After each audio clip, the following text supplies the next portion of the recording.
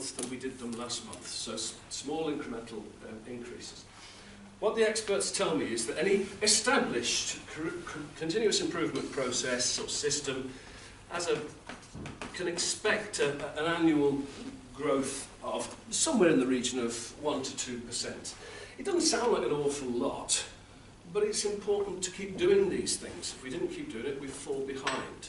It's important to keep doing it. Contrast that with breakthrough. Anyone working on breakthrough initiatives in their businesses? What do I mean by breakthrough? Breakthrough is not doing more of the same each week and each month.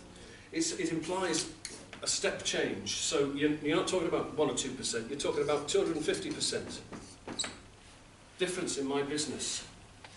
It implies discontinuity with the past. We cannot get there from here just doing more of the same. Breakthroughs, doing stuff differently. Tell me this, why would it be that a great many breakthroughs in businesses are brought about by the influence of outsiders? Fresh eyes. Fresh eyes, says Pam. Yeah? Different views. Right? Different views, yeah. Okay. Isn't it the case? We're all busy. We're all busy at the coalface. I was going to say at the coalface running hard to stand still, but that doesn't work, does it?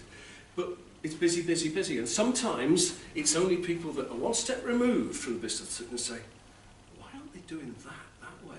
Or have they thought about doing that?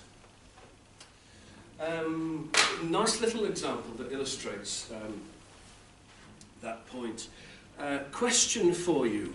Who, in the 1960s, 1967, which nation was practically dominant in the world of clocks and watches? Switzerland. Everybody knows that. Yeah. Watchmakers to the world, the Swiss. The stats that I've got are that in 1967 the Swiss had 80% plus market share and over 90% of the profit in the industry, so they were really dominant. If you project forward just 5 years to 1972, that market share had fallen to below 10%, and in that intervening period they'd laid off 50,000 plus clock and watch workers. And that was down to a technological breakthrough that most of us are wearing on our wrists right now. Quartz movement watch, right? Anyone got a mechanical watch? If you have, it's probably a very expensive one. Do you remember the old mechanical watches? When I was a kid, betraying my age, I had a Timex watch, and you used to have to wind it up, didn't you? You know, or it would stop. And it wasn't 100% accurate. We're so used to complete accuracy now. The quartz movement watch is a brilliant invention. You know, you don't have to wind it up. It's a piece of quartz powered by a battery, vibrates at however many cycles a second. Brilliant invention.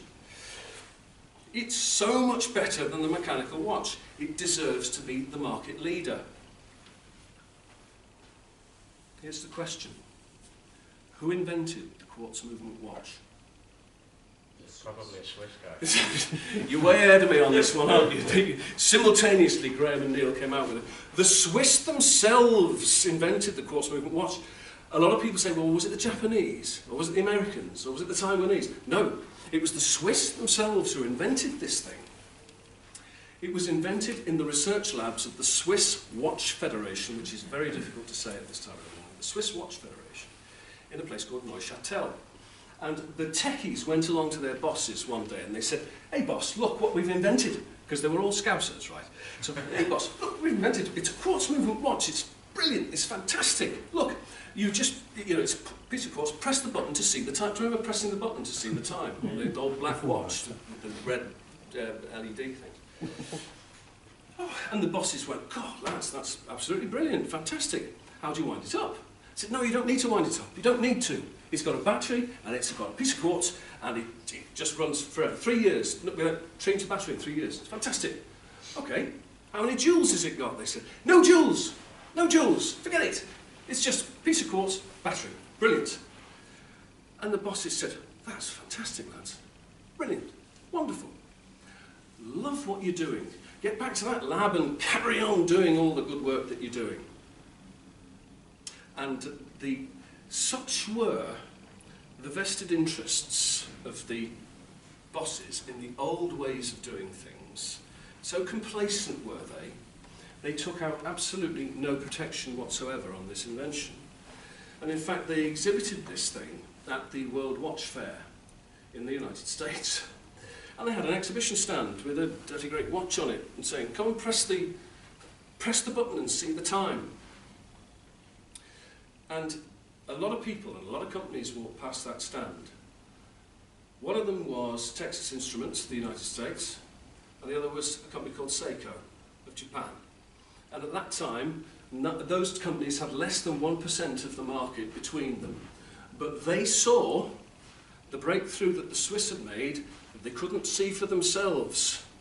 And they went away and they exploited it. And the rest is history. So, outsiders looking in. So in your business, how can we tap into your creativity? How can you tap into the creativity of your people? Think about that one. But before you do that, let's give you a little exercise to do. On any scrap of paper that you've got, any piece of notepaper, please